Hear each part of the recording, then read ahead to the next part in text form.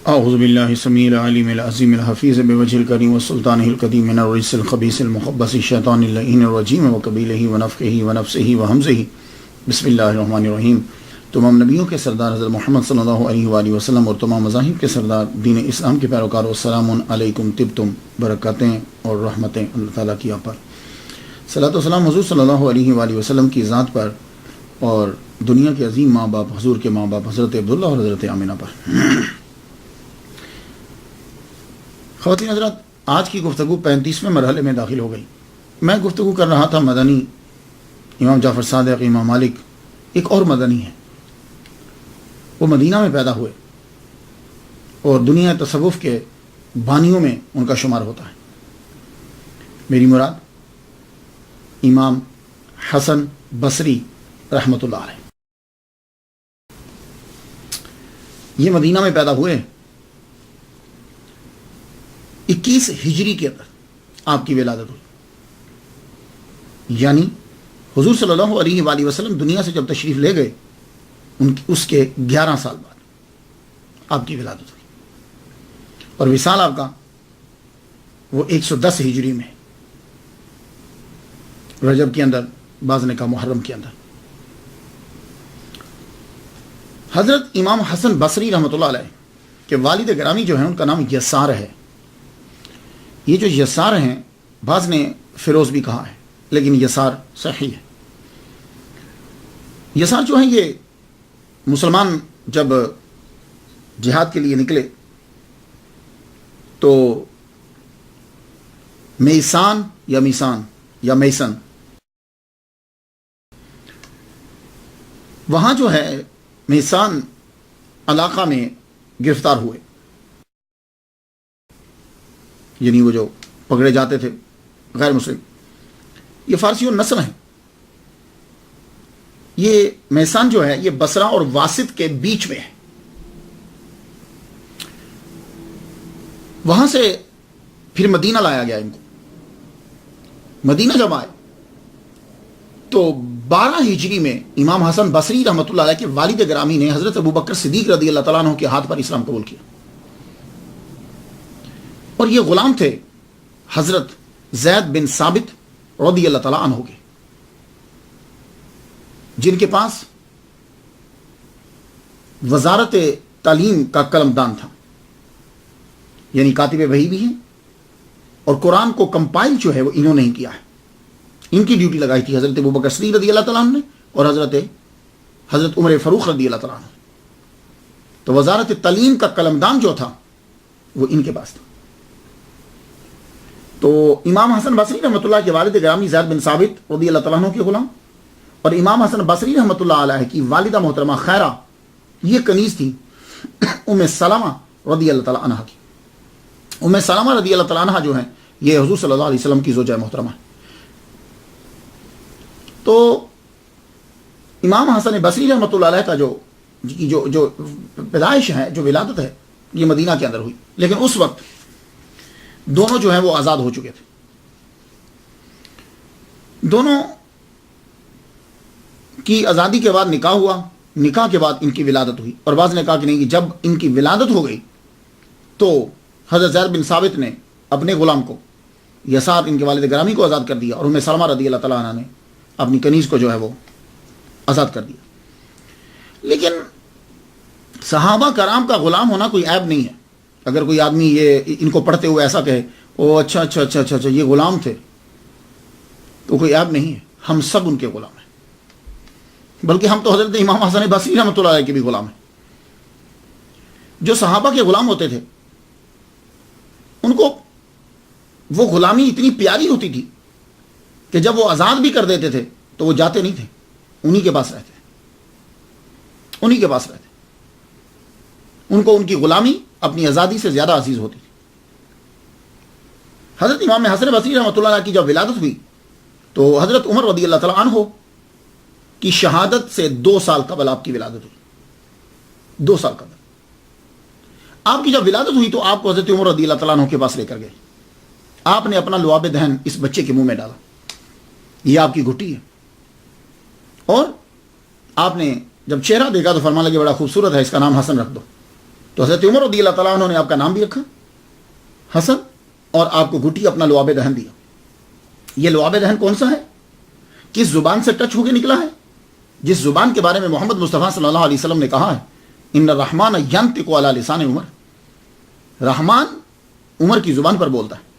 آپ جب کوئی بات کہہ دیتے تھے، کئی باتیں آپ کی ایسی ہیں کہ آپ نے عصر کے ٹائم کہیں، مغرب میں وہ وہی بن کر اتر گئی، آپ نے کچھ عرصہ پہلے کہیں، کچھ عرصے کے بعد وہ وہی بن کر اتر گئی۔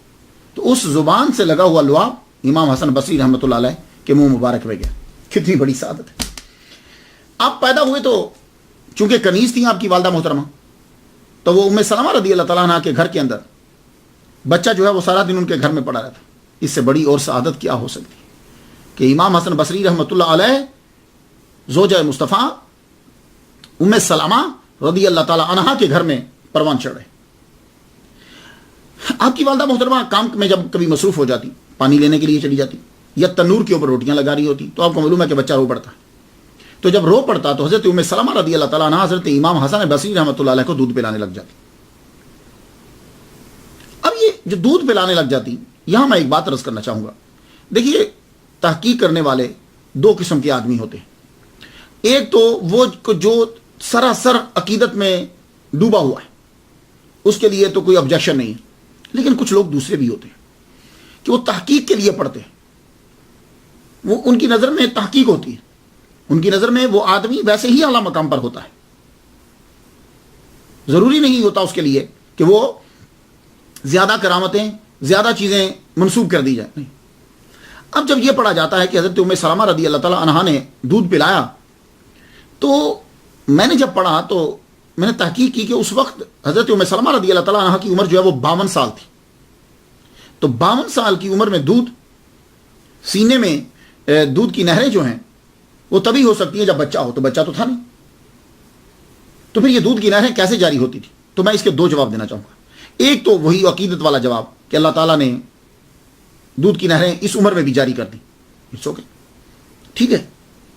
لیکن ایک جواب جو مشاہدہ بھی ہے اور علم میں بھی ہے، آپ اگر فیملی کے ساتھ رہتے ہوں، گاؤں میں رہتے ہیں یا کہیں رہتے ہیں، آپ کی فیملی بہت بڑی ہے، تو نانی اور دادی گھر میں رہتی ہیں، تو آپ کا بچہ اگر رو پڑے تو وہ نانی اور دادی کیا کرتی، وہ بچے کو لے کے اپنی گودی میں رکھ کے دودھ پلانے لگ جاتی۔ دودھ ہوتا تو نہیں، سینے میں دودھ کی نہریں نہیں ہیں، لیکن بچہ جو ہے وہ خاموش ہو جاتا ہے، کچھ دیر کے لیے چپ ہو جاتا ہے۔ حضرت ام سلمہ رضی اللہ تعالیٰ عنہ خیر اگر دودھ پیا بھی ہے تو پھر یہ اعزاز حاصل ہے حضرت امام حسن بصری رحمۃ اللہ علیہ کو کہ ہماری تو وہ ماں ہیں ام سلمہ رضی اللہ تعالیٰ عنہ، کیونکہ قرآن یہ کہتا ہے کہ نبی کی بیوی تمہاری ماں ہے۔ لیکن حضرت امام حسن بصری رحمۃ اللہ علیہ کے لیے یہ اعزاز ہے کہ ایک تو قرآن کی روح سے ان کی ماں ہوئی اور دوسرا ردائی ماں ان کی بنی، یہ ان کے لیے اعزاز کی بات۔ اللہ اکبر جل شان۔ حضرت عمر رضی اللہ تعالیٰ عنہ ام سلمہ رضی اللہ تعالیٰ عنہ کے گھر آتے تھے، ماں ہیں، تو جو مسائل کبھی کبھی ایسے ہوتے تھے کہ صحابہ کرام مومنوں کی ماں آپ ام المومنین سے پوچھنے کے لیے آتے، آپ کوئی مسئلہ ایسا ہوتا تو ان سے پوچھتے آ کر۔ تو جب بھی کبھی حضرت عمر رضی اللہ تعالیٰ عنہ تشریف لاتے تو پہلے 2 سال جو ابتدا کے 2 سال ہیں، اور میں ان 2 سالوں کو سب سے امپورٹنٹ سمجھتا ہوں، ان 2 سالوں کے اندر بندہ پہچانتا ہے، بچہ پہچانتا ہے، یہ یاد رکھیے گا۔ جب بچہ 5 ماہ کا ہو جاتا ہے نا، 5-6 ماہ کا، اس کے بعد وہ پہچاننے لگ جاتا ہے یہ میرے ابا ہیں، یہ میری اماں ہیں۔ اور سال کا جب ہو جاتا ہے تو پھر وہ کچھ الفاظ بھی بولنے لگ جاتا ہے، پھر تو وہ محبت کا اظہار بھی شروع کر دیتا ہے۔ اسے معلوم ہوتا ہے کہ میرا ابا آ گیا، اس کے اندر ایک ایکسائٹمنٹ پیدا ہوتی، وہ جاننے لگ جاتا ہے۔ اور پہلے 5 سال کے اندر یہ یاد رکھ لیجیے، پہلے 5 سال کے اندر 90% بچہ سیکھ لیتا ہے، باقی پوری زندگی کے اندر وہ 10% سیکھتا ہے۔ اس لیے ہمارے ہاں شروع سے تعلیم شروع ہو جاتی، ادھر بچہ پیدا ہوا، کان میں اذان دے دی، مولوی صاحب آ کے، استاد آ کے پڑھانا شروع کر دیتا۔ تو حضرت عمر رضی اللہ تعالیٰ عنہ تشریف لاتے، بچے کو دیکھتے، سر پہ ہاتھ پھیرتے، دعا دیتے۔ تو 2 سال جو ہیں حضرت امام حسن بصری نے ابتدائی جو ہیں وہ حضرت عمر رضی اللہ تعالیٰ عنہ کے دیکھے، ان کے بعد ان کی شہادت ہوگی۔ شہادت کے بعد حضرت عثمان غنی رضی اللہ تعالیٰ عنہ جو ہیں وہ اقتدار پہ جب بیٹھے، خلافت آپ نے سنبھالی، اب آپ کی عمر شروع ہو گئی 3 سال سے لے کے آگے تک چلتے جائیے۔ 14-15 साल तक। हजरत इमाम हसन बसरी रहमतुल्लाह अलैह ने हजरत उस्मान गनी का पूरा दौरे हुकूमत देखा है। इमाम हसन बसरी रहमतुल्लाह अलैह शहादत तक मदीना के अंदर है। शहादत के बाद मौला अली की बायत भी आपने की है और वो फिर 2 साल आपने गुजारे हैं। तो 17 साल की उम्र में आप मदीना से बसरा की जानिब रवाना हुए। तो यहां अब आप अगर उनकी तालीम के बारे में आप सवाल करें कि हजरत इमाम हसन बसरी ने कहां से सीखा, तो भाई देखिए, उन्होंने जुहद, हदीस मुबारका, फिक्र, तफासीर, ये सारी चीजें उन्होंने सहाबा करम से सीखी। आपके ज्यादातर सहाबा ही आपके उस्ताद हैं। देखिए, आप जिस दौर में जहां पल रहे हैं वो इल्म का मरकज है। उम्मे सलमा रदी अल्लाह तआला अन्हा 387 के करीब अहादीस मुबारका इनसे रिवायत है। और आपके वालिद गिरामी हजरत ज़ैद बिन साबित रदी अल्लाह तआला अन्हु के घर रहते हैं और वो कातिब वही हैं, वहां से भी इल्म आ रहा है। 130 सहाबा कराम जिनमें 70 बदरी सहाबी भी हैं, इन सब से मुलाकात आपकी हो रही है। और आप 2 ही तो मरकज हैं, ज़ैद बिन साबित वजारत तलीम का कलमदान है, उम्मे सलमा रदी अल्लाह तआला अन्हा अकीदत का मरकज है। सहाबा अकीदत के लिए वहां भी आते हैं, माँ है उनकी। और ज़ैद बिन साबित रदी अल्लाह तआला अन्हु के घर में ही आपके अब्बा रह रहे हैं और इनके घर में आपकी वालिदा रह रही हैं। तो सीखने को मुसलसल मिल रहा है।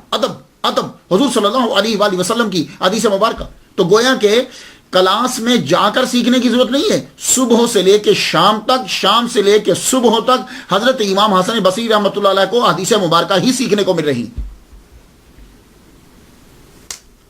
तो अगर आप चाहें कि नहीं अलहदा से एक टाइटल बना लिया जाए कि इमाम हसन बसरी के असातिज़ा कौन से हैं, तो फिर सुनिए, सबसे पहले लिखिए 130 सहाबा जिनमें 70 बदरी सहाबा भी, ये उनके असातिज़ा में शामिल कीजिए। फिर उसके बाद हिंद बिनते सुहेल हम कहते हैं, सुहेल, जो उम्मे सलमा रदी अल्लाह तआला अन्हा के नाम से मशहूर है, ये भी आपकी उस्ताद हुई, क्योंकि इब्तदा में अदब इन्होंने सिखाया। यही बतलाती थी किस तरीके से हुजूर सल्लल्लाहु अलैहि वसल्लम बच्चों से प्यार करते थे। वो उनके बयान से हदीसें जो हैं वो आप सीख रहे हैं, वो चीज़ों को सीख रहे हैं। और फिर आपकी असातिज़ा तमाम उस दौर में जो 21 हिजरी के बाद अज़वाज मुतहरात हैं वो भी आपकी असातिज़ा में शामिल हैं। क्यों? चूंकि आपकी वालिदा मोहतरमा जो हैं वो कनीज़ थी, तो इसलिए उम्मे सलमा रदी अल्लाह तआला अन्हा को जब भी कोई काम होता तो आप इनको भेजती, जाओ फलां के यहाँ जाओ फलां काम कराओ, जाओ फलां काम कराओ। तो आपको अज़वाज मुतहरात के घरों में जाना जो है ये आपको मुयस्सर था। और आप जानते हैं कि कब तक जाना मुयस्सर रहा? खुद एक दफा बयान करते हैं, कहते हैं कि मैं जब जाता था तो मेरा सर छत को लगता था। इतना अल्लाह ताला ने इनको हाइट दे दी, 14 साल की उम्र में हाइट इतनी दी कि इसके 2 जवाब हैं। एक तो आपकी हाइट भी बढ़ी और दूसरा इससे यह मालूम होता है कि अज़वाज मुतहरात के घर कितने छोटे थे, कितने छोटे थे। आज तो बड़ी छतें बहुत ऊंची होगी, तो तब जो है वो आपका अच्छा सर जो है वो छत मुबारक को लगता। और इमाम हसन बसरी रहमतुल्लाह अलैह, इल्म देखिए, इल्म नजर से हासिल होता है, अदब से हासिल होता है। यह बात याद रखिए, नजर हो और मेहनत आदमी करे तो इल्म जो है वो हासिल होने लग जाता है। तो अब नजर का तो ये आलम है कि अज़वाज मुतहरात, सहाबा कराम, इनकी नजर हजरत इमाम हसन बसरी पर बरकतें कितनी मिल रही कि अभी तक वो बर्तन सलामत हैं जिन बर्तनों में हुजूर सल्लल्लाहु अलैहि वसल्लम ने पानी पिया। अभी तक तो वो जगह बिल्कुल सही सालम है कि इतनी गर्द भी उनके ऊपर नहीं पड़ी, वक्त नहीं गुजरा कि जहां से हुजूर सल्लल्लाहु अलैहि वसल्लम ने अपने हाथ को टच किया। आपको उन बर्तनों में पानी पीना मुयस्सर आया हुआ, आपको चेहरे देखने मुयस्सर आए। तो ये बरकतें और रहमतें मुसलसल मिल रही। और जो सहाबी मिलता है, आपको मालूम है कि वो बच्चों से प्यार करते थे, तो इमाम हसन बसरी का तो ताल्लुक ही एक बड़े आला घराने से, तो हर सहाबी का हाथ आपके सर पे जरूर फिरता है। और उसके बाद आप सीखते चले जाए। हजरत उस्मान गनी रदी अल्लाह तआला अन्हु आपके असातिज़ा में शामिल है। वो किस तरह? हमारे यहाँ स्कूल यही होता है, जो जब भी हजरत उस्मान गनी रदी अल्लाह तआला अन्हु अपने दौरे हुकूमत में जितना अरसा ये रहे हैं, आप उनका खुतबा जरूर जुमा का समात करते और जो वो खुतबा देते आप उसे याद करते। इसके अलावा हजरत उस्मान गनी रदी अल्लाह तआला अन्हु जब नमाज पढ़ाते, आप नमाज पढ़ते, कम अज कम 7 साल आपने उनके पीछे भी नमाज अदा की है। और जो भी वो बात करते आप याद रखते। तो हजरत उस्मान गनी रदी अल्लाह तआला अन्हु भी असातिज़ा में शामिल है। हजरत अब्दुल्ला बिन उमर, जाबिर बिन अब्दुल्ला, मुगीरा बिन शुबा, अनस बिन मालिक, अबू मूसा अशरी, अब्दुर्रहमान बिन सामुरा, सामुरा बिन जुंदुब, माकल बिन यसार, اور جب پھر بصرہ چلے گئے تو حضرت عبداللہ ابن عباس رضی اللہ تعالیٰ عنہما، حضرت حسن بن علی بھی ہیں، مولا علی شیر خدا بھی آپ کے اساتذہ میں ہیں، حضرت کمیل یہ بھی آپ کے اساتذہ میں شامل ہیں۔ تو جب اساتذہ کا نام آئے گا تو یہ سب نام اس کے اندر آئیں گے۔ آپ نے ان سے جو ہے قرآن مجید آپ نے مدینہ میں حفظ کر لیا، حدیث مبارکہ آپ نے ام سلمہ رضی اللہ تعالیٰ عنہ سے اور باقی اساتذہ سے، باقی صحابہ کرام سے آپ نے حدیث مبارکہ بھی جو ہے وہ یاد کی۔ اس کے بعد مدینہ مبارکہ میں آپ 17 سال کی عمر تک، 17 سال کچھ ماہ، اور ایک نے لکھا ہے کہ 14 سال اور کچھ ماہ، لیکن صحیح یہی ہے۔ حضرت عثمان غنی رضی اللہ تعالیٰ عنہ کی شہادت ہوئی، اس کے بعد مولا علی شیر خدا کی بایعت ہوئی۔ تو مولا علی شیر خدا کی جو بایعت ہوئی تو آپ نے بایعت کی، 2 سال تک حضرت عثمان غنی رضی اللہ تعالیٰ عنہ کی شہادت کے بعد بھی آپ وہاں رہے۔ اس کے بعد پھر مولا علی شیر خدا نے مدینہ کو اپنا دارالخلافہ نہیں بنایا، آپ نے اپنا دارالحکومت دارالخلافہ جو ہے وہ کوفہ کو بنایا۔ تو جب مولا علی شیر خدا مدینہ سے رخصت ہوئے تو حضرت امام حسن بصری رحمۃ اللہ علیہ اپنے والد گرامی یسار اور اپنی والدہ محترمہ خیرہ کے ساتھ آپ بھی بصرہ جو ہے وہ وہاں تشریف لے گئے۔ تو 37 ہجری میں 17 سال کی عمر میں 656 عیسوی کو حضرت عثمان غنی رضی اللہ تعالیٰ عنہ کی شہادت کے 2 سال بعد بصرہ منتقل ہو گئے۔ اب بصرہ اسلامی مرکز تھا، تجارت کا بھی مرکز اور اسلامی مرکز۔ وہاں آ کر جو حضرت عمر رضی اللہ تعالیٰ عنہ نے وہاں قبیلے بھیجے تھے، جاؤ اسے جا کے آباد کیا جائے۔ یہ دریائے دجلہ یہ جو بندرگاہ ہے وہ ٹاپ کی بندرگاہ ہے، یہاں سے تجارت بھی ہوتی، اسلام کے جو لشکر تھے وہ بھی رکتے، اور یہاں خاص طور پر جو ہے وہ علم کا بھی یہ مرکز تھا۔ آپ وہاں چلے گئے۔ اب جب وہاں چلے گئے تو دیکھیے اسلام کے اندر زیادہ سے زیادہ کوشش کرنی چاہیے کہ آدمی اپنا جو ہے وہ اثاثہ رکھتا ہو، تب تبلیغ کرنے کا مزہ آتا ہے۔ جب تقریر کرنے والا، تبلیغ کرنے والا تنخواہ لے گا تو پھر کہیں نہ کہیں کوئی نہ کوئی مسئلہ بن جاتا ہے۔ اس لیے ہمارے بڑے بڑے ائمہ جو ہیں اور اولیاء کرام جو ہیں اور انبیاء سارے، باقیوں میں فرق ہے لیکن انبیاء سارے وہ کسی سے پیسے نہیں لیتے تھے تبلیغ کے۔ اس کی وجہ کیا ہے؟ یہ کل لا اسالکم، یہ کیا ہے؟ لا اسالکم علیہ اجرا، یہ کیا ہے جملہ؟ یہ جملہ بتلاتا ہے کہ کسی بھی نبی نے تبلیغ کا کوئی اجر نہیں لیا، فیس نہیں لی، اور یہ بڑا ضروری ہوتا ہے۔ جب مولوی جو ہے تصوف کے رنگ میں رنگا جائے اور اس کے بعد اس کا اپنا کاروبار ہو، اپنے پیسے ہوں، تو اس کی تبلیغ کے اندر دبدبہ ہوتا ہے، لوگ اس کو غور سے سنتے ہیں۔ ہماری بات کو غور سے کیوں نہیں سنتے؟ اس لیے کہ اس کو پتا ہے کہ میں تنخواہ دیتا ہوں، اور مولوی بھی ڈرتا رہتا ہے۔ تو اس لیے میں سب کے لیے دعا کرتا ہوں، اور آپ بھی میرے لیے دعا کریں، اللہ تعالیٰ ہمیں اس چیز سے فارغ البال کرے کہ ہم لوگوں کی تنخواہوں پر رہیں، اللہ تعالیٰ ہمیں اپنا دے۔ تو حضرت حسن بصری رحمۃ اللہ علیہ اس چیز کو سمجھتے تھے۔ آپ جب بصرہ پہنچے تو بصرہ پہنچنے کے بعد آپ نے، اب یہ نہیں ہے کہ آپ نے علم نہیں سیکھا، علم آپ نے پورا سیکھ لیا، اب آپ نے کاروبار شروع کیا، پڑھانا ابھی شروع نہیں کیا۔ کاروبار کس کا؟ ڈائمنڈ کا کاروبار آپ نے شروع کیا بصرہ میں جب پہنچے۔ ڈائمنڈ جو ہے، اسی لیے ڈائمنڈ کے کاروبار میں آپ کو اتنی مہارت ہوئی، اتنے ایکسپرٹ ہوئے کہ وہ کاروبار آپ کے نام کا حصہ بن گیا۔ اور جب کاروبار نام کا حصہ بن جائے تو سمجھ جاؤ وہ آدمی اس کاروبار میں بہت گہرے طور پہ داخل ہے اور بڑا مشہور ہے اور بڑا کامیاب ہے۔ حسن آف پرلز، تو یہ حسن پرلز جو ہے، موتیوں والا حسن جو ہے، ڈائمنڈز والا حسن جو ہے، یہ مشہور ہو گیا۔ اور آپ کا کاروبار لوکل نہیں تھا کہ آپ بصرہ میں ہی ڈائمنڈز بیچتے تھے، انٹرنیشنل آپ تاجر تھے۔ آپ اپنا مال لے کر استنبول جاتے، آپ اپنا، جس کو قسطنطنیہ کہتے تھے، آپ اپنا مال لے کر یونان جاتے، گریس جس کو آپ گریس کہتے ہیں، یونان جاتے آپ اپنا مال لے کر، اور آپ کا مال جو ہے وہ چھوٹے لوگوں میں نہیں بیچتے تھے کہ آپ دکان پہ بیٹھتے ہیں یا نہ، آپ اپنا مال بیچتے تھے وزراء کو، مال آپ بیچتے تھے امراء کو، بادشاہ سے مال جو ہے وہ خریدا کرتے تھے۔ اس سے 2 چیزیں ثابت ہوتی، ایک تو آپ بڑے امیر تھے، دوسرا یہ کہ آپ کے تعلقات ہائی سوسائٹی کے ساتھ تھے، اب بڑے بڑے لوگوں سے آپ کا بیٹھنا اٹھنا تھا کہ جس محفل میں بیٹھنے کے لیے لوگ آرزو کرتے ہیں، حضرت امام حسن بصری جو ہے وہ وہاں بیٹھا کرتے تھے۔ تو تجارت جو ہے وہ موتیوں کی کرتے، کافی اثاثہ ہو گیا، ٹھیک ٹھاک آپ کی معاشی حالت آپ کی پاورفل ہو گئی۔ اب اللہ تعالیٰ کی طرف سے یہ ایسا ہی تھا، جب آپ کی پاورفل ہوئی تو جب آدمی ہر چیز دیکھ لیتا ہے تو پھر اس کے جو غربت اور یہ امارت، یہ ان چیزوں کی حقیقت کو جب وہ دیکھ لیتا ہے اور دولت اس کے پاس آ جائے تو اب اس کے اندر جیسے اب کیا لفظ بولیں گے، لفظ بہتر نہیں ہے، آدمی کے اندر جو بھوک ہوتی ہے نا وہ ختم ہو جاتی، پھر اس کے لیے پتھر اور موتی برابر ہو جاتا ہے اگر وہ تصوف میں رہنے والا۔ تو آپ نے جب یہ ساری چیزیں دیکھ لی، اب اللہ تعالیٰ نے آپ کو موڑنا چاہا کہ اب موتیوں کی بزنس ختم کرو، اب جو موتی تم مدینہ سے لے کر آئے ہو وہ موتی بکھیرو۔ تو اس کے لیے ٹرننگ پوائنٹ ہوتا ہے جو ہٹ کرتا ہے آدمی کے مائنڈ کو، برین کو، اور آدمی ایک دم سے مڑ جاتا ہے۔ حضرت حسن بصری رحمۃ اللہ علیہ نے ٹرننگ پوائنٹ جو ہے وہ گریس میں لے لیا۔ آپ نے بادشاہ کے بچے کو دیکھا، سارے لوگ پوری پاور رکھتے ہیں، فلاسفر ہیں، طبیب، ہر ایک سب اپنی کوشش کر چکے، لیکن اس نے جانا تھا وہ چلا گیا۔ یہ موت اور بیماری اور یہ چیزیں آپ جب دیکھ رہے ہیں تو بس آپ چھوڑو کاروبار، واپس چلو۔ بصرہ واپس پہنچے۔ اب وہ موتی جو آپ نے مدینہ میں 17 سال میں حاصل کیے تھے، وہ موتی جو ہے وہ دوبارہ سے اب آپ نے وہ بکھیرنے شروع کر دیے، بغیر فیس لیے بصرہ کی جامع مسجد میں آپ نے خطبہ دینا شروع کر دیا۔ اس دور کے اندر جو کلاسز ہوتی تھی نا وہ مسجد میں ہوتی تھی، اب بھی مساجد میں ہی ہوتی، اور ہماری بڑی بڑی یونیورسٹی جو ہیں وہ مساجد ہی تھی پہلے، پھر مدرسہ بنی، پھر یونیورسٹی بن گئی۔ تو اس وقت کلاسز کا یہ نہیں ہوتا تھا کہ ایک اسکول ہے، ایک یونیورسٹی ہے، وہاں جانا، مسجد کے اندر شروع آپ نے خطبہ شروع کر دیا، آواز دینا شروع کی۔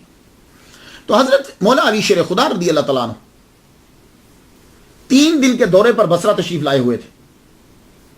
تو ہمارے ہاں جو ہوتا ہے وہ یہ دیکھا جاتا ہے کہ مولوی جو ہے وہ کام ٹھیک کر رہا ہے یا نہیں۔ تو مولوی عالم جو ہے وہ کام ٹھیک کر رہا ہو تو معاشرہ ٹھیک ہوتا ہے، جب یہ کام ٹھیک نہ کر رہا ہو تو معاشرہ بگڑ جاتا ہے۔ مولا علی شیر خدا رضی اللہ تعالیٰ نے اس کی جانب توجہ دی۔ آپ بصرہ میں آئے تو آپ نے کہا دیکھوں کہ جتنے واز کہنے والے ہیں یہ کام ٹھیک کر رہے ہیں یا نہیں۔ آپ اب نقاب اوڑھ کر ہر ایک کی محفل میں بیٹھے، ہر ایک کی محفل، کئیوں کا تو ممبر توڑ دیا آپ نے، اور کئیوں کو پکڑ کے نیچے دوران تقریر پکڑ کے نیچے، چلو تم ممبر پر بیٹھنے کے قابل نہیں، تیرے اندر صلاحیت ہی نہیں۔ آپ پہلے گفتگو سنتے تھے، گفتگو سننے کے بعد پھر سوال کرتے تھے، اور اگر صلاحیت دیکھتے تو ممبر پر بیٹھنے کی اجازت دیتے، نہیں تو اس کے بعد روک دیتے کہ آج کے بعد تو ممبر پہ نہیں بیٹھے گا۔ ایک سے آپ نے پوچھا تجھے ناسخ منسوخ کا پتہ ہے؟ کہنے لگا نہیں۔ فرمانے لگے جب تمہیں قرآن کی ناسخ اور منسوخ کا نہیں پتا تو تقریر کیا کر رہا ہے، چلو تک۔ تو یہ 3 دن کا جو آپ کا ٹرپ تھا، دورہ تھا جو بصرہ کے لیے، آپ جامع مسجد بصرہ میں پہنچے۔ حضرت امام حسن بصری رحمۃ اللہ علیہ آپ خطبہ دے رہے ہیں۔ خطبہ جب آپ دے رہے ہیں تو آپ نقاب اوڑھ کر بیٹھ گئے، آپ نے سنا۔ سننے کے بعد آپ کو معلوم ہوا کہ آدمی دم ہے، تو پہچانتے تھے، ملاقات تو تھی، یہ تو آپ کہہ نہیں سکتے کہ حضرت علی ان کو جانتے نہیں تھے۔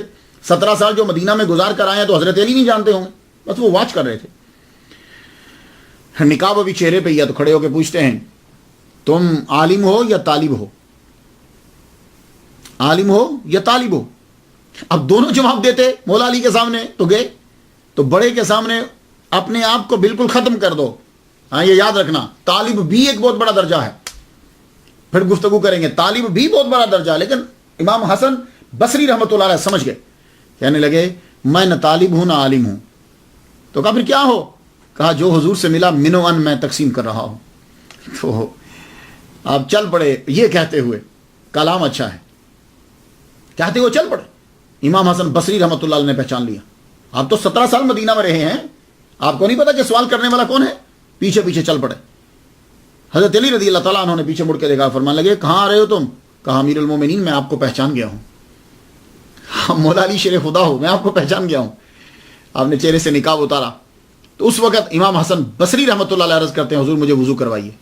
تو آپ کیا سمجھتے ہیں ان کو وضو نہیں آتا تھا؟ بھائی جو 130 صحابہ سے ملا ہے، حضرت عثمان غنی رضی اللہ تعالیٰ عنہ کے پیچھے نمازیں پڑھی ہیں، ان کو وضو کرنا نہیں آتا؟ نہیں، یہ بات ہی کچھ اور تھی۔ حضرت علی نے پانی منگوایا، پانی منگوا کے فرمایا کرو، بس وہ وضو کروانا تھا کہ ظاہری اور باطنی تمام طہارتیں اعلیٰ مقام پر پہنچا دی، ہر شے پاک۔ اس جگہ کا نام ہی باب التشت رکھ دیا گیا۔ تو جب مولا علی شیر خدا نے آپ کو اجازت دے دی تو اب آپ کو بصرہ کا مفتی قرار دے دیا گیا۔ بصرہ کے اندر آپ ہی کا فتویٰ چلتا تھا، تو بصرہ کی جامع مسجد کے اندر پھر آپ نے خطبہ دینا شروع کر دی۔ تو کلاسز لگتی تھی، ہفتے میں لیکچر ایک بار دیتے تھے، ویسے آپ پڑھاتے رہتے تھے کیونکہ آپ نماز بھی پڑھاتے تھے۔ تو آپ کون کون آتا؟ میں چند کے نام بتا دوں۔ حجاج بن یوسف، آپ تقریر فرما رہے ہیں، حجاج بن یوسف آپ کی محفل میں آ گیا، اور اب وہ نقاب کر کے نہیں آیا، ننگی تلوار لے کر، آرمی ساتھ لے کر آیا اور بیٹھ گیا مجمع میں۔ ایک آدمی پاس بیٹھا ہوا ساتھ والے کو کہنے لگا لے بھائی امتحان آ گیا حسن بصری کا، دیکھتے ہیں کیا کرتا ہے. آپ تقریر فرماتے جا رہے ہیں, مجال ہے کہ آپ نے نظر اٹھا کے اس کی طرف دیکھا بھی ہو؟ نہیں دیکھا, ذکر تک نہیں کیا, توجہ ہی نہیں کی اس کی طرف. پورا لیکچر آپ نے دے دیا. اور لیکچر کس پہ دیتے تھے؟ آپ کا ٹاپک خوف خدا اور خوف آخرت ہوتا تھا. اس کی وجہ کیا تھی؟ اس کو آپ ٹاپک کیوں بناتے تھے؟ اسی طرح عبد القادر گیلانی رحمۃ اللہ علیہ کی بھی لیکچر سن لیجیے, خوف خدا خوف آخرت. کیوں؟ دیکھیے وجہ یہ ہے کہ مسلمان بڑے امیر ہو گئے تھے. حضرت عمر رضی اللہ تعالیٰ عنہ کہ دور حکومت میں ہی مسلمانوں کے پاس اتنا مال غنیمت آیا کہ مسلمان امیر ہو گئے. غریب جو آدمی ہوتا ہے اس کے اندر خوف خدا اور خوف آخرت ہوتا ہے, لیکن جب آدمی امیر ہو جاتا ہے تو پھر یہ دونوں چیزیں اس سے ہٹتی جاتی. تو بصرہ کے لوگ امیر تھے, مسلمان امیر ہوتے جا رہے تھے, اس لیے آپ نے اس ٹاپک کو چنا. تو خوف خدا اور خوف آخرت کا خاص لیکچر آپ نے اس دن دیا جب حجاج ابن یوسف بیٹھا ہوا. جب آپ لیکچر پورا کر چکے تو وہی آدمی جو کہہ رہا تھا آج امتحان ہے, تو کہنے لگا حسن از حسن, حسن واقعی بڑا خوبصورت ہے بھائی. حجاج ابن یوسف اٹھا, آج اس نے ہاتھ چومے, اور ہاتھ چوم کے یہ کہنے لگا جس کسی نے مرد دیکھنا ہو تو وہ انہیں دیکھے. اللہ اکبر جل شان. اسی طرح آپ کے مجمع کے اندر محمد ابن سیرین, علامہ ابن سیرین جو ہے وہ بھی بیٹھتے. ابن سیرین کون ہے؟ یہ آپ نے کتاب دیکھی ہوگی, یہ تعبیر الرؤیا, علامہ ابن سیرین کی یہ کتاب ہے. ان کو یوسف ثانی کہا جاتا ہے.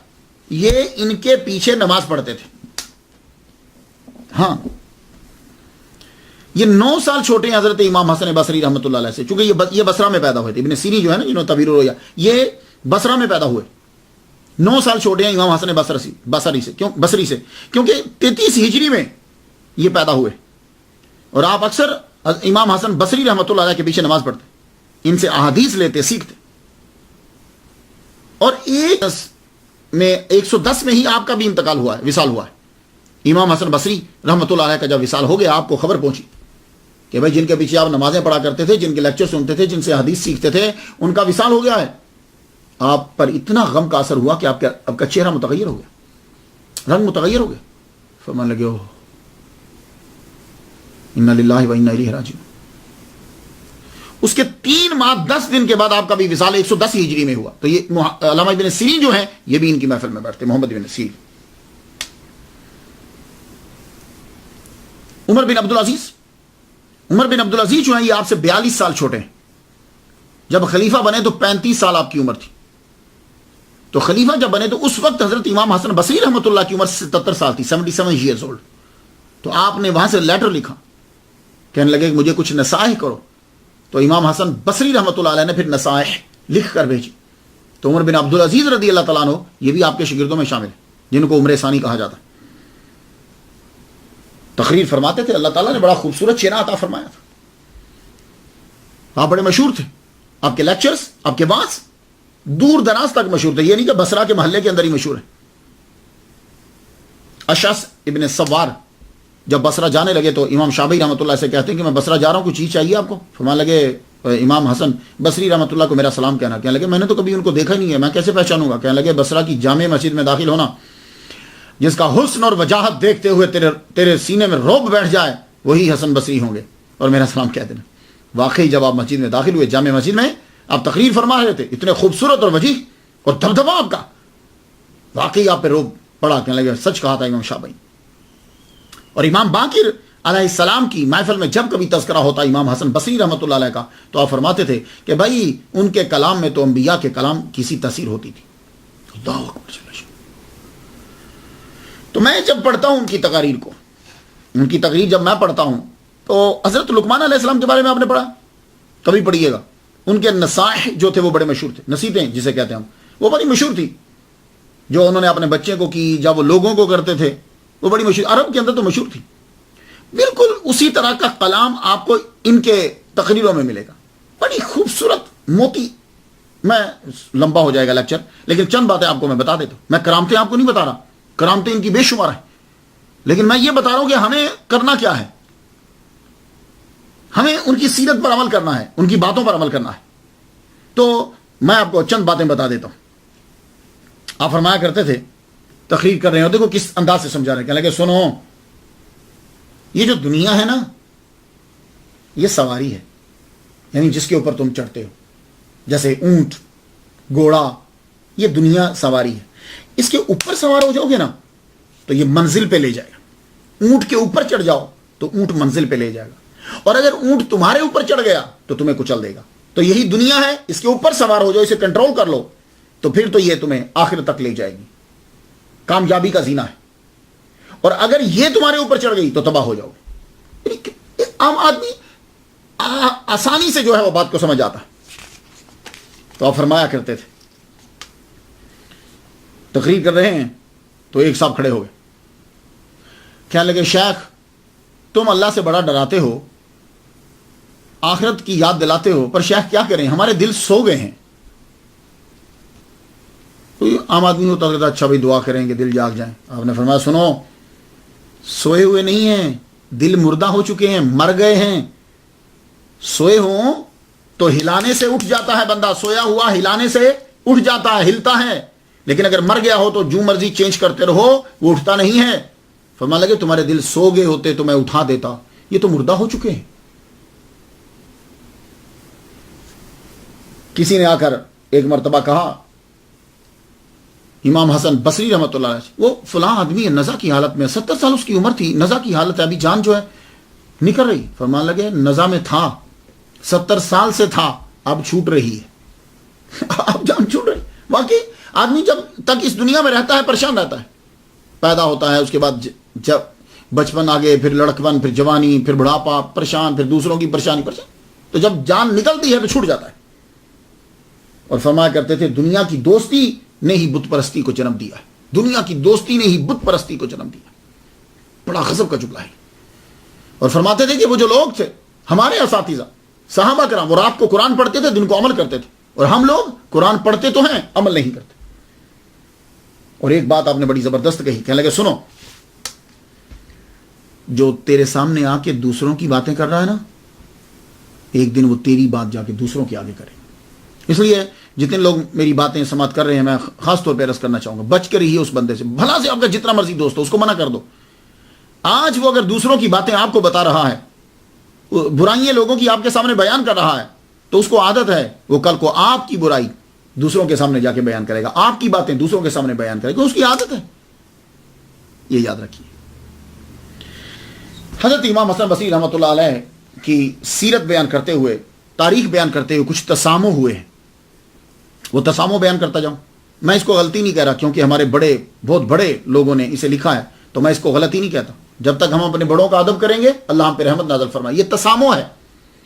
ये तसामो क्यों हो जाता है, इसके कम से कम दो जवाब देता हूं। एक तो ये होता है कि तसामो होता है, इससे अल्लाह ताला का पता चलता है कि एक आदमी के अंदर इतनी सलाहियतें हैं, इतनी सलाहियतों के बावजूद उससे ये तसामो हुआ। पता चला कि आदमी जो है अगर कोई पाक है, क्लियर है, तो सिर्फ अल्लाह ताला की जात है, बाकी किसी ना किसी में कोई ना कोई खामी है। और वो जिस फील्ड में वो माहिर है उसी में कोई ना कोई ऐसी मिस्टेक हो जाती है। एक तो ये होता है, एक ये होता है। और बाकी ये होता है कि जो भी हमारे बड़े हैं या जो हमारा पहले गुजर गए, वो जब रिसर्च कर रहे होते हैं तो रिसर्च करते हुए उनके पास जितने सोर्सेस थे उस दौर के टॉप के, उन्होंने उसके मुताबिक बात को लिख दिया। ये बात याद रखिए, उस दौर के जो थे उनके पास थे।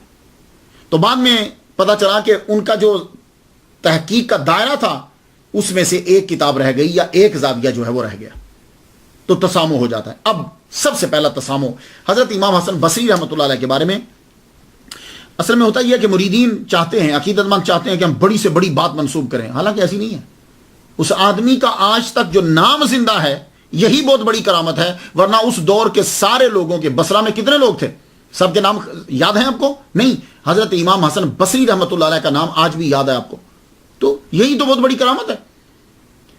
एक बात जो मंसूब की गई वो ये कि हजरत इमाम हसन बसरी रहमतुल्लाह अलैह ने हुजूर सल्लल्लाहु अलैहि वसल्लम के प्याले में पड़ा हुआ पानी जो है वो पी लिया।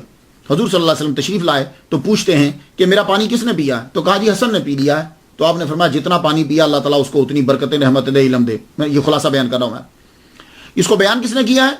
हमारे जो टॉप के, जो जिनसे आगे सारे लोग जो है वो चीजें लेते हैं, अल्लामा फरीदुद्दीन अत्तार रहमतुल्लाह अलैह तज़किरतुल औलिया के अंदर नकल किया, और इसको मिरातुल असरार के अंदर भी नकल किया गया।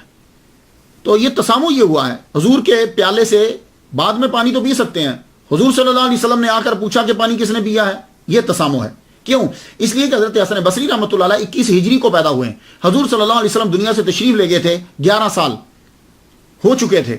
تو اب 11 سال ہو چکے ہیں, تو اب ان کے پیالے کا پانی پڑا ہوا ہے, تو آپ نے پی لیا ہے, اور حضور آ کے پوچھتے ہیں پانی کس نے پیا. تو یہ تسامح ہو گیا. اور یہ سارے لوگوں نے, اکثر لوگوں نے اس کو واقعے کو لکھا ہے, اور ساتھ ہی نیچے لکھتے ہیں کہ حضرت عمر نے ان کا نام رکھا. اب یہ بات سمجھ میں نہیں آتی.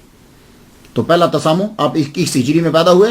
ہاں, حضور کے پیے ہوئے جن پیالوں سے آپ نے پانی پیا تھا ان پیالوں سے پیا ہوگا, یہ بعید نہیں ہے.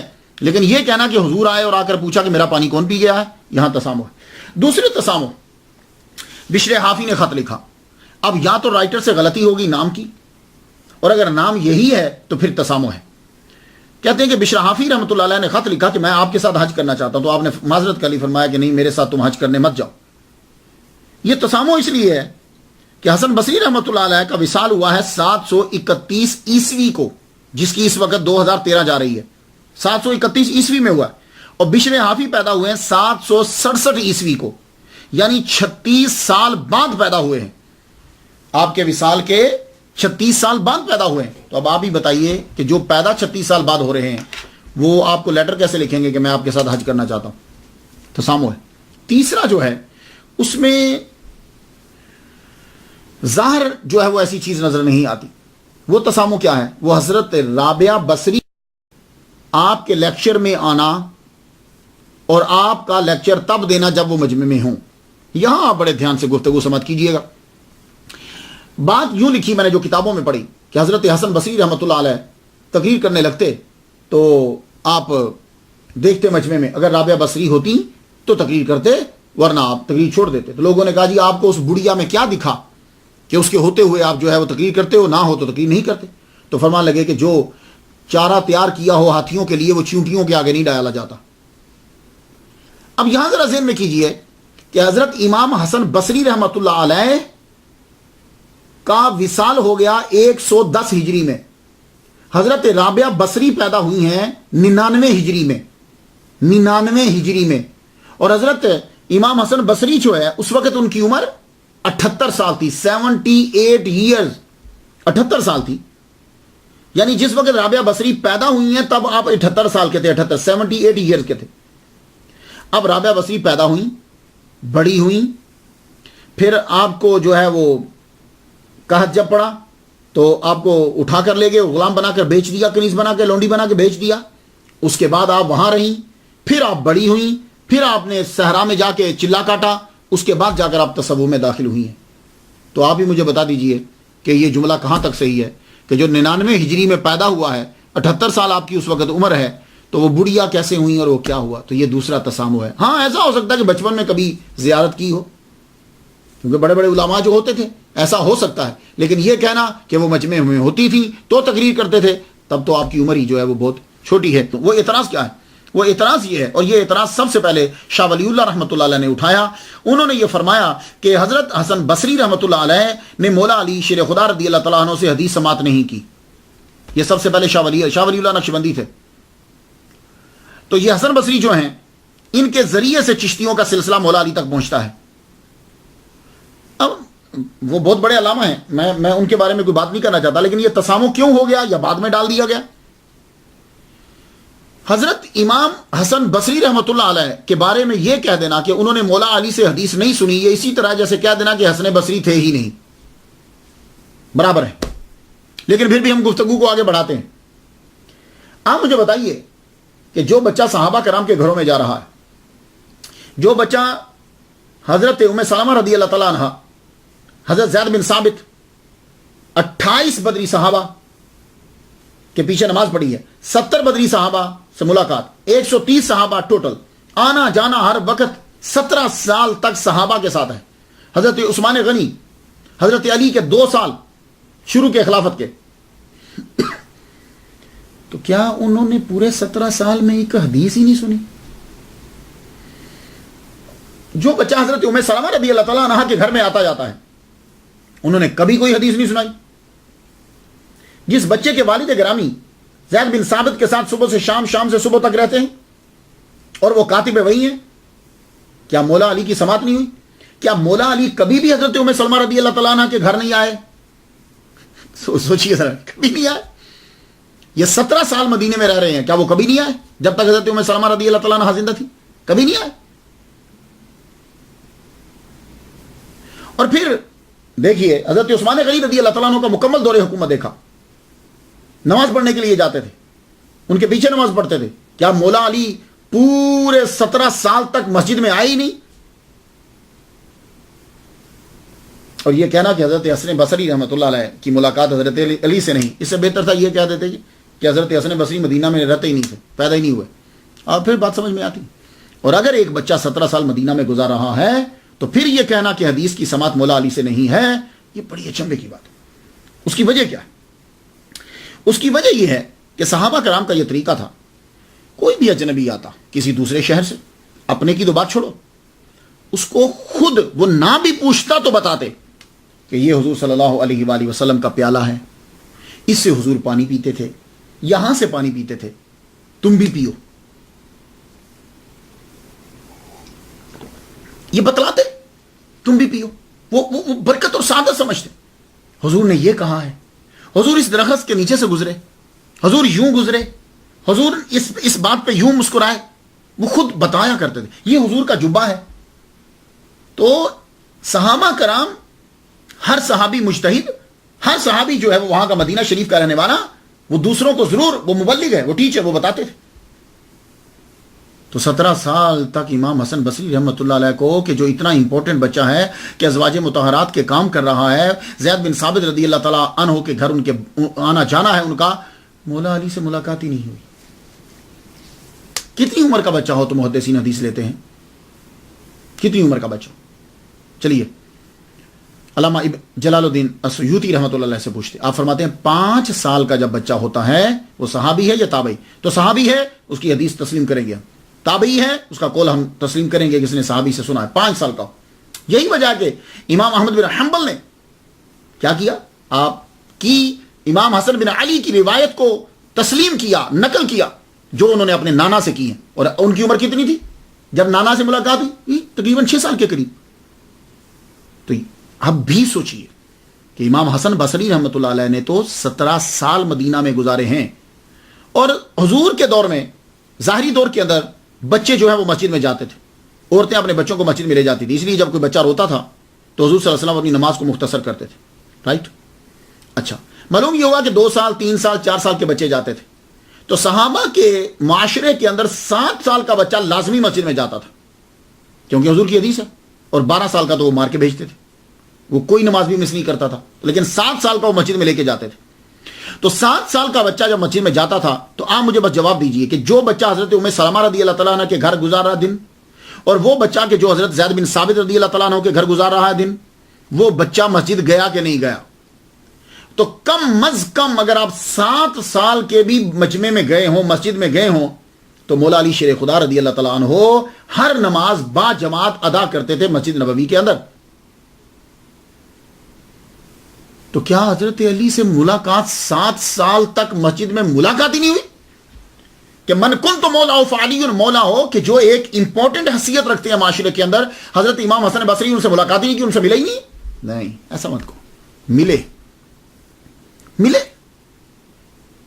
ہر صحابی آپ سے پیار کرتا ہے، ہر صحابی آپ سے پیار کرتا ہے. اور آپ نماز پڑھتے ہیں، صحابہ جو حدیث بیان کرتے ہیں آپ سنتے ہیں، وہ ملتی ہیں. مولا علی سے بھی آپ کی بارہا جو ہے وہ ملاقات ہوئی. اور حضرت علی جب حضرت ام سلمہ رضی اللہ تعالیٰ عنہ کے گھر آتے تو تب بھی حضرت امام حسن بصری رحمۃ اللہ علیہ سے ملاقات جو ہے وہ ہوتی تھی. اب وہ حدیثیں چند بیان کر دوں، میں ڈیٹیل نہیں بیان کر رہا، میں بہت مختصر بیان کر رہا ہوں، ڈیٹیل آپ پڑھ لیجئے گا. حضرت سامورہ بن جندب سے بھی آپ کی روایت، آپ نے سامورہ بن جندب سے روایت کی ہے. اس کو نقل کس نے کیا ہے؟ اس حدیث کو ابو عیسیٰ ترمذی نے جامع ترمذی کے اندر نقل کیا ہے. اس حدیث مبارکہ باب ما جاء فی ما لا یجب علیہ الحد فی من لا یجب علیہ الحد کے اندر اسے نقل کی، اور اس حدیث کو حدیث حسن کہا. محمد بن یحییٰ ان بشیر بن عمر ان حمام ان قتادہ ان حسن بصری ان علی رضی اللہ تعالیٰ عنہ. تو حافظ زین الدین عراقی نے اس حدیث پہ شرح ترمذی میں باز کرتے ہوئے لکھا کہ حضرت حسن بصری رحمۃ اللہ علیہ نے لڑکپن میں بیعت کی تھی مولا علی شیر خدا رضی اللہ تعالیٰ عنہ کی. اور علامہ جلال الدین السیوطی رحمۃ اللہ علیہ نے تو اپنی کتاب کے اندر ڈیٹیل لکھ دی. علامہ ضیاء المقدسی نے اپنی کتاب المختارہ کے اندر تحریر کیا کہ خواجہ حسن بصری رحمۃ اللہ نے حضرت علی سے احادیث سنی ہیں، اور کہتے ہیں کہ اگر کوئی اعتراض کرے تو اسے کہہ دینا کہ علامہ ابن حجر اسقلانی رحمۃ اللہ علیہ جیسے محدث نے اس کو صحیح کہا. 28 بدری صحابہ کے پیچھے آپ نے نماز پڑھی. امام بخاری تاریخ صغیر میں روایت کرتے ہیں کہ ہم سے محمد نے، ان سے عمر بن علی نے، ان سے عبد الصمد نے، ان سے خالد نے، ان سے حسن بصری نے روایت کیا کہ میں نے 28 بدری صحابہ کے پیچھے نماز ادا کی ہے. میں اور آپ لوگ تو نماز پڑھنے کے بعد کوئی نہ کوئی حدیث بیان کریں. میں ہوں ماشاءاللہ، ابھی میں نے حال ہی میں پورا قرآن مجید زبانی ترجمے کے ساتھ ختم کیا. عشاء کی نماز کے بعد میں پڑھتا ہوں، حدیث بیان کرتا ہوں. تو کیا صحابہ کرام نماز کے بعد کچھ بیان نہیں کرتے تھے؟ نماز پڑھتے بس پڑھتے ہی اٹھ کے نکل جاتے تھے؟ نہیں. تو بدری صحابہ، 28 بدری صحابہ جن کے پیچھے آپ نے نماز ادا کی ہے، ان میں سے ایک مولا علی شیر خدا بھی ہیں، یہ بھی بدری ہیں. انہوں نے جنگ بدر میں حصہ لیا ہے، تو آپ نے ان کے پیچھے بھی نماز ادا کی. حضرت زبیر بن العوام سے ملاقات. علامہ جلال السیوطی رحمۃ اللہ علیہ بیان کرتے ہیں کہ مولا حضرت حسن بصری رحمۃ اللہ علیہ نے یہ کہا کہ جب حضرت زبیر بیعت کر رہے تھے مولا علی شیر خدا رضی اللہ تعالیٰ عنہ کی تو میں نے دیکھا ان کو. تو جب مولا علی کی بیعت ہو رہی تھی تو مولا علی چپ تھے کہ کوئی حدیث بیان ہی نہیں کی، کوئی بات ہی نہیں کی. امام احمد بن حنبل، امام مسلم اور امام ترمذی کہتے ہیں کہ صحابی اور تابعی کی معنن جو ہے ان یہ ان متصل ہے. اگر وہ صحابی اور تابعی ایک شہر میں ہیں اور ملاقات ممکن ہے، ایک زمانہ ایک شہر، ان کی متصل ہے. کیوں یہ ہو نہیں سکتا کہ تابعی ایک شہر میں رہتا ہے اور اسی شہر میں صحابی بھی ہے تو وہ ان سے ملنے نہ جائے؟ تو جب ایک عام آدمی صحابی کو ضرور ملنے کے لیے جائے گا تو حضرت حسن بصری رحمۃ اللہ علیہ مولا علی سے ملے ہی نہیں، ہرگز نہیں ہے. آپ کی ملاقات ہے تو وہ حدیث مبارکہ جو آپ نے حضرت مولا علی شیر خدا سے نقل کی ہیں چند سماعت کر لیجئے. ترمذی شریف کتاب الحدود جلد 34 صفحہ 32 پہ ہے، نسائی شریف جلد 34 صفحہ 324 پہ ہے، امام احمد بن حنبل جلد اول مسند امام احمد بن حنبل جلد پہلی صفحہ 118 پہ ہے. محمد بن یحییٰ ان حمام ان قتادہ ان حسن بصری ان علی علیہ السلام. یہ حدیث جو ہے ان رسول اللہ صلی اللہ علیہ وسلم رفع القلم عن ثلاثۃ، قلم اٹھا لی گئی 3 سے، عن النائم حتی یستیقظ، عن الصبی حتی یشبع، وعن المعتوہ حتی یعقل. یہ حدیث حسن بصری رحمۃ اللہ مولا علی سے نقل کی. امام بائحقی نے سنن الکبریٰ جلد 8ویں صفحہ 265 کے اندر حدیث بیان کی، یہی حدیث لکھی.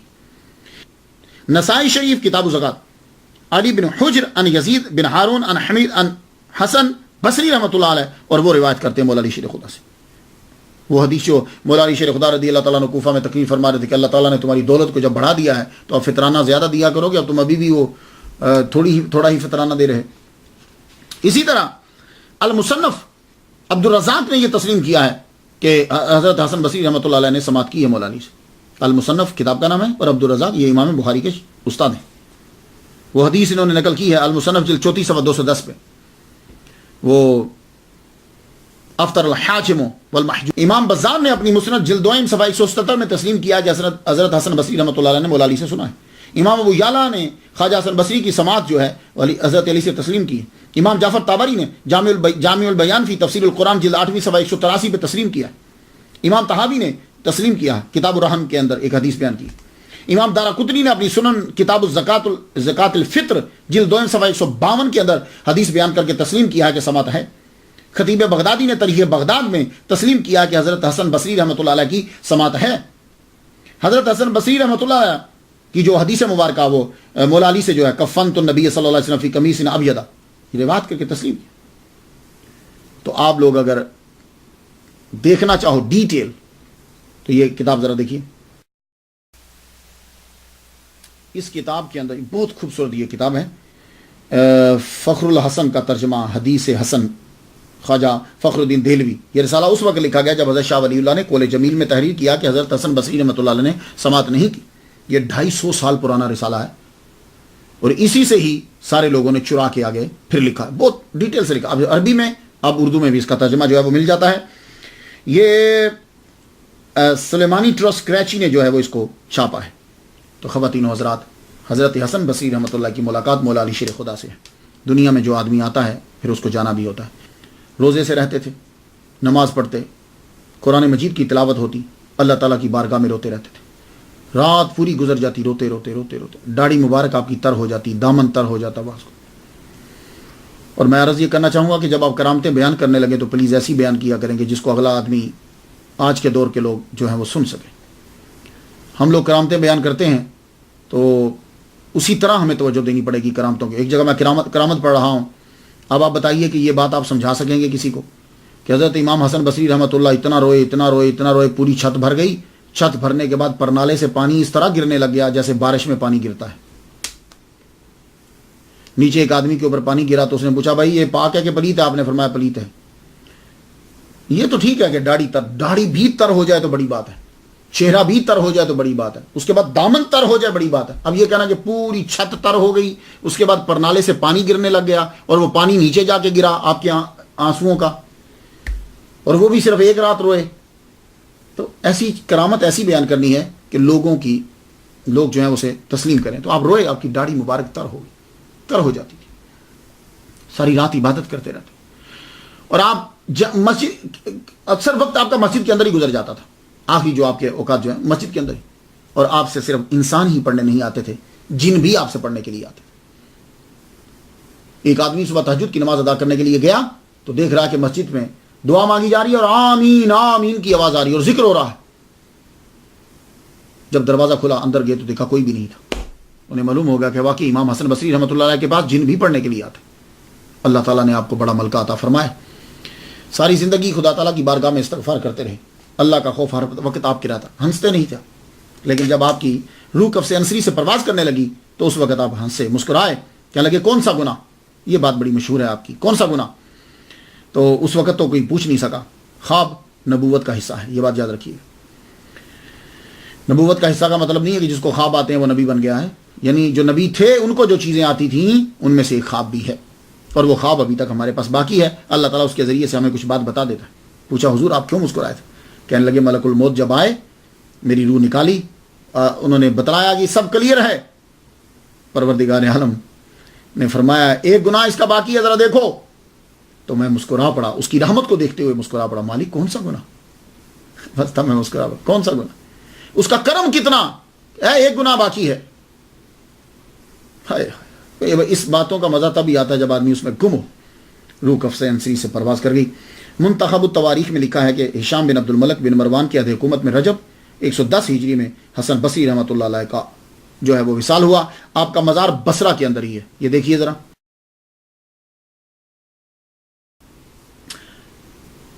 بہت پرانا ہے، دروازے کی حالت دیکھ کر لگتا ہے کہ آدمی توجہ کم ہی دیتے ہیں. دیکھ رہے ہیں آپ، بہت پرانا ہے. رستے بھی جو ہیں وہ بڑے عجیب سا ہیں، اور مزار بھی جو ہے وہ پرانے اسٹائل کا اور پرانا بنا ہوا ہے. لیکن اللہ کی رحمتیں تو ہر وقت پڑ رہی ہیں. خدا تعالیٰ ان کے صدقے سے ہم پر رحمت نازل فرمائے. اجازت دیجیے، وآخر دعوانا الحمدللہ رب العالمین.